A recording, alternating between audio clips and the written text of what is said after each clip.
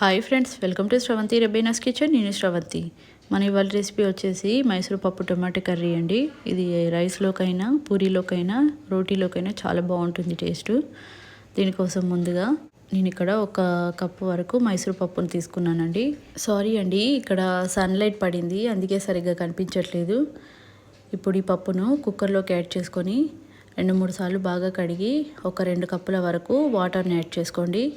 అలాగే 2 medium size టమాటాలను ఇలా సన్న ముక్కలుగా కట్ చేసుకొని పప్పులోకి యాడ్ చేసుకోండి.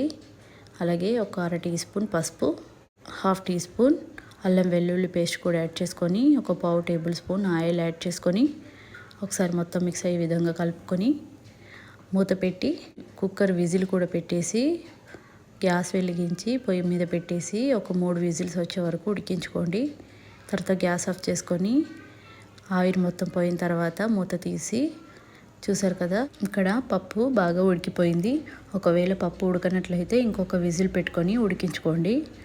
దీన్ని మొత్తం అంతా ఒకసారి మిక్స్ అయ్యే విధంగా కలుపుకొని రెడీగా పక్కన పెట్టుకోండి. తర్వాత పొయ్యి వెలిగించి ఒక కడాయి పెట్టుకొని అందులోకి 1.5 టేబుల్ స్పూన్ ఆయిల్ యాడ్ చేసుకొని అది కొద్దిగా వేడైన తర్వాత 1/2 టీ స్పూన్ చొప్పున ఆవాలు, జీలకర్ర, శనగపప్పు, మినపప్పు యాడ్ చేసుకొని 2 ఎండుమిర్చిని ఇలా మధ్యలోకి తుంచి యాడ్ చేసుకోండి. వీటిని బాగా ఫ్రై చేసుకోండి కలుపుకుంటూ. ఇవి బాగా ఫ్రై అయిన తర్వాత 10-12 వరకు పచ్చిమిర్చిని ఇలా సన్న ముక్కలుగా కట్ చేసుకొని యాడ్ చేసుకొని ఫ్రై చేసుకోండి. అలాగే ఒక చిన్న సైజు ఆనియన్ను ఇలా పొడవుగా కట్ చేసుకొని వేసుకొని బాగా ఫ్రై చేసుకోండి. ఇవన్నీ ఫ్రై అయిన తర్వాత ఇందులోకి 10 వెల్లుల్లి రెబ్బలను ఇలా గిలక్కొట్టి వేసుకోండి. వీటిని కూడా బాగా ఫ్రై చేసుకోండి. అలాగే కొద్దిగా కరివేపాకు కూడా యాడ్ చేసుకొని ఫ్రై చేసుకోండి. తర్వాత 1/2 టీ స్పూన్ వరకు పసుపును కూడా యాడ్ చేసుకొని ఒకసారి మొత్తం అంతా కూడా కలుపుకొని మనం ముందుగా ఉడికించి పెట్టుకున్న పప్పును ఇందులోకి యాడ్ చేసుకోండి. యాడ్ చేసుకొని మొత్తం అంతా మిక్స్ అయ్యే విధంగా కలుపుకోండి. నేను ఇక్కడ కొద్దిగా 1/2 గ్లాస్ వరకు వాటర్ని యాడ్ చేస్తున్నానండి. బాగా తిక్కగా అయిపోతుంది, అంత బాగోదు. కొద్దిగా పల్చగా చేసుకుంటున్నాను. అలాగే టేస్ట్కి సరిపడా ఉప్పు, 1 టీ స్పూన్ ధనియాల పొడి కూడా యాడ్ చేసుకొని మంట లో టు మీడియం ఫ్లేమ్లో పెట్టుకొని 1-2 నిమిషాల పాటు మూత పెట్టుకొని ఉడికించుకోండి.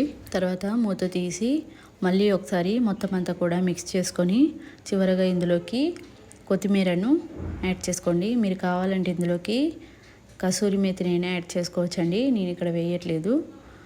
ఇది కూడా మొత్తం మిక్స్ అయ్యే విధంగా కలుపుకొని గ్యాస్ ఆఫ్ చేసుకోండి. అంతేనండి, పప్పు రెడీ అయిపోయింది. దీన్ని వేరొక సర్వింగ్ బౌల్లోకి సర్వ్ చేస్తున్నాను. అలాగే మీద కొద్దిగా కొత్తిమీరతో కూడా గార్నిష్ చేస్తున్నానండి. చాలా అంటే చాలా టేస్టీగా ఉంటుందండి.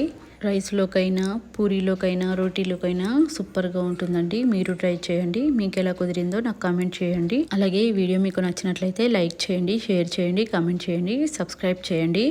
Thanks for watching.